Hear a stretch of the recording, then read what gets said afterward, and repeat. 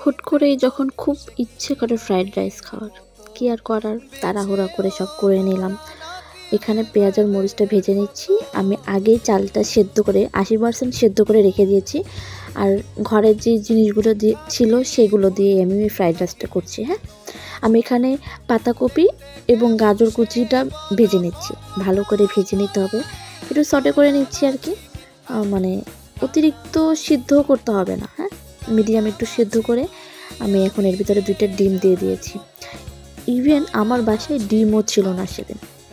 এরপরে ডিমে আমি একটু লবণ এবং একটু সয়া সসটা দিয়ে দিলাম। এটা এখন একটু ভেজে নেব।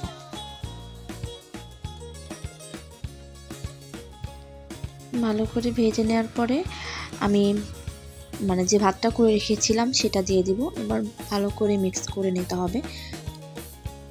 মিক্স করার মাঝখানে আমি একটু সয়া সস দিয়েছিলাম এবং একটু টেস্টিং সল্ট দিয়েছিলাম, যেটা আমার ক্লিপ নিতে ভুলে গিয়েছিলাম।